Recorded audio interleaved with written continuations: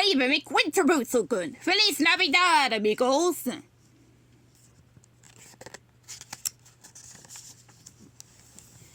Sake up for duty. I am so ready for this mission.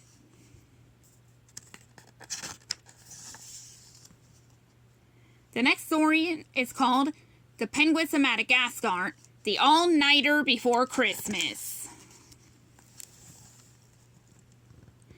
It was a snowy Christmas Eve and the Central Park Zoo was just closing for the holiday. As the last few humans shuffled out, the animals eagerly awaited Skipper's signal. Gentlemen, we are a go-ho-ho. The animals dashed out of their enclosures and gathered inside the main gates for the announcement. All right, people, time to jangle the jingles and Chris the Kringles. We are T-minus 14 hours to Kidsmas. The little ducklings paused as the raccoons jumped up and down, waving their wings and paws. But not till morning, Private reminded. The excited baby animals reluctantly crawled home. So, Kidsmas. This relates to Christmas how exactly? Asked Roger the alligator.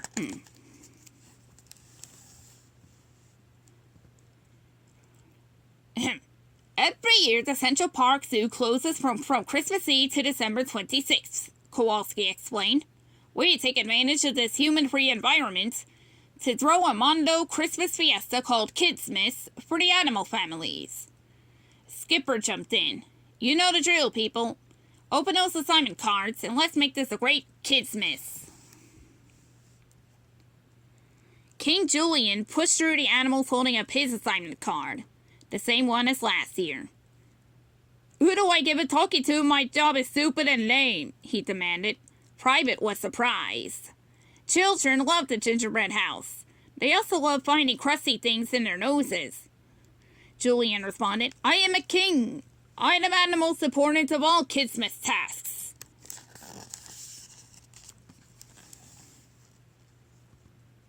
Skipper denied Julian's request. Kidsmas is a well-oiled machine with years of tradition. That was true. Now, Bert always makes his famous peanut nog. Mason always dresses up as Zoo Santa, and so on. We're not swapping assignments the night before the big event, Skipper commanded. End of story. What happened to the freedom of changing? Julian protested. The animals decided he had a point. They too were tired of doing the same task every year. We're on an overnight deadline, people. There's no time to, Skipper started when Julian snatched all the cards. Against Skipper's wishes, the animals swapped assignments.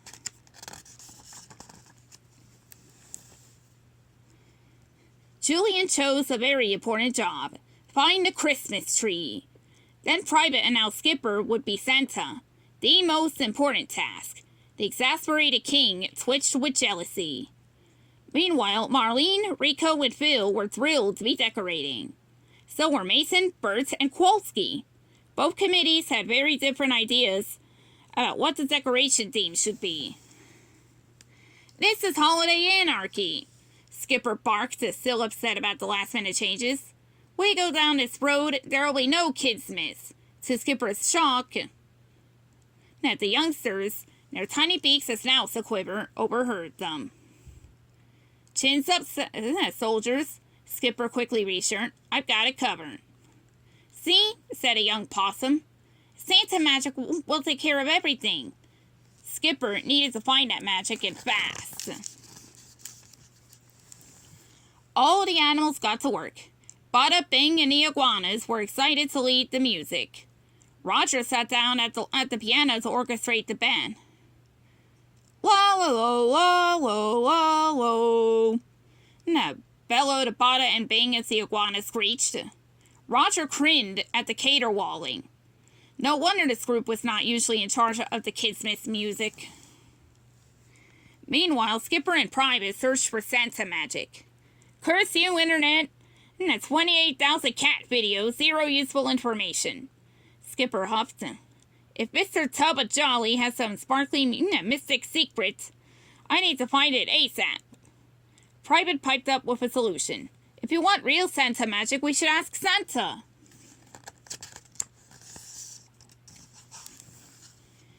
Skipper and Private devised a plan to find Santa. Quietly, they slipped out of the zoo through a cleverly hidden hole behind a penguin sign.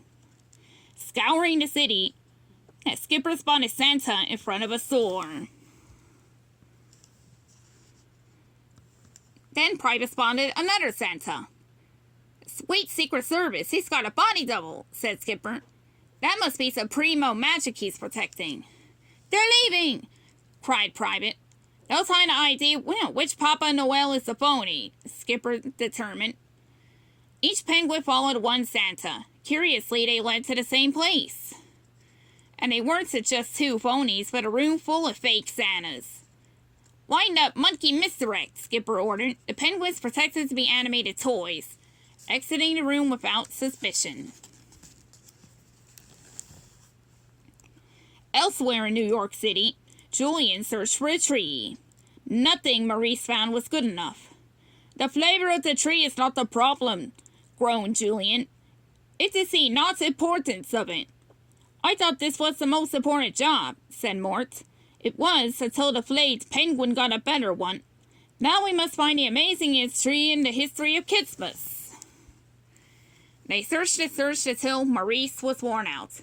"We've seen real trees, fake trees, and you keep turning your nose at all of them." "I need a tree that sits up, smacks you upon the face, and says Christmas," demanded Julian. Maurice handed him one last tree. "This one says it in 17 languages." Julian was still not satisfied. Then Julian's eyes grew large. Just beyond the crowd of humans stood the biggest, brightest, most decorated tree in all of New York City. "Finally, a tree amazing enough to beat the Santa Penguin," Julian declared. "Choppity chop with the chopping." Mort got to work. Julian needed this tree at the zoo in time for Christmas. Meanwhile, Roger tried to keep the music performance on track. The iguanas were willing to practice, but didn't always understand Roger's instructions.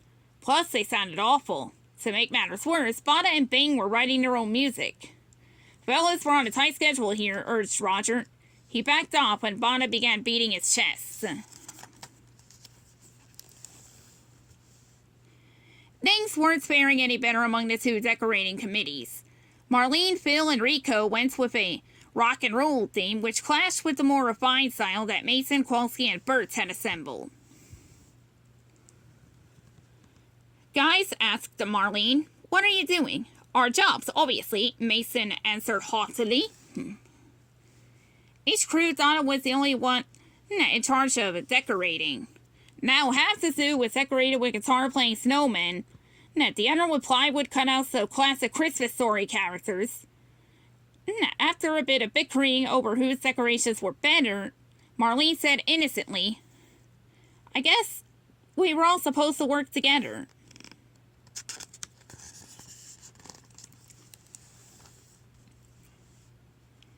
But neither decorating crew wanted to give up their decorations in favor of the others.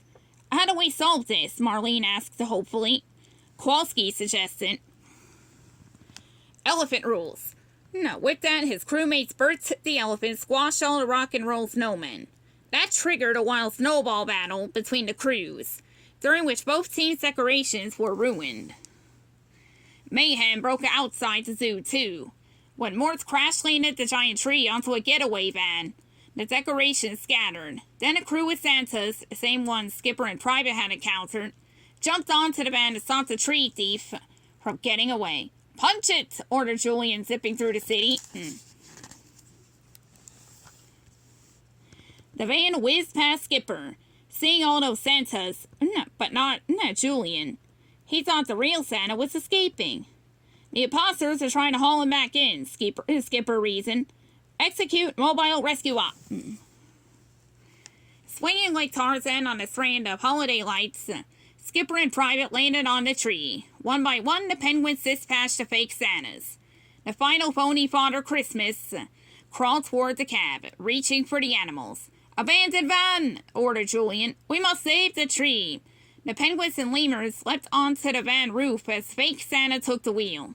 When the van stopped short, the tree and the animals soared through the air across town, miraculously landing inside the zoo.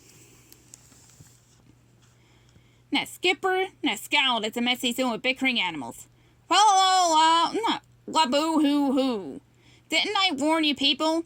I can't leave you alone for one night. Skipper paused as Eggy the duckling approached. You promised this would be the best kids, miss, he sniffed. The big animals felt bad, but Skipper took all the blame. I'm the Santa here. This was on my watch.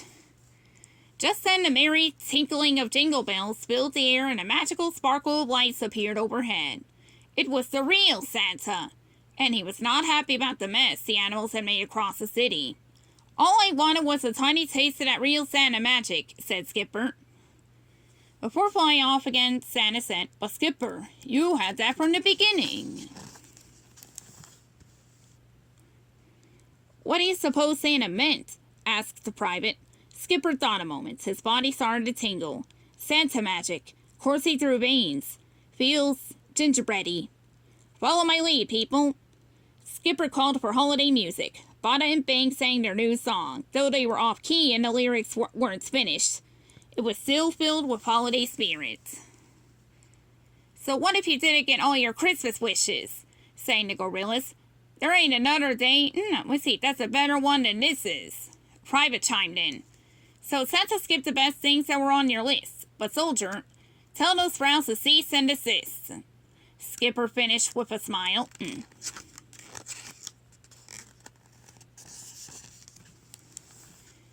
If you know where to look, you'll find your Christmas bliss. Littleton Marlene, we'll sing it one more time. Maybe you will catch the gist. Julian crooned. The joyful song even inspired the dueling decorators to put their differences aside. The two crews worked together and came up with a fun Christmas style all their own. It ain't perfect, but it's Christmas, so what if your days had a few minor glitches? Warbled the zoo friends. Just clean up the mess and help your mom with the dishes. Roger Belton. 'Cause kids, it ain't perfect, but it's still Christmas, Christmas, Christmas, Christmas.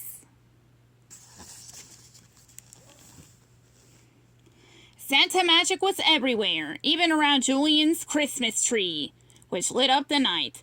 You really did it, exclaimed Private. You found the Santa magic. What was the secret? No secret, Private, Skipper replied. Big Red was right. We had to get back to where all this started, trying to make some kids happy for Christmas. That's it, Santa magic is just making people happy? It seems to work for that guy, said Skipper as Santa flew overhead one last time before his big delivery of the year. Eggy was so happy he hugged the Skipper. Merry Christmas, Mr. Skipper, Penguin. Christmas was restored at last. The Skipper was quick to pass along the goodwill, and to all a good night. Merry Christmas! The end.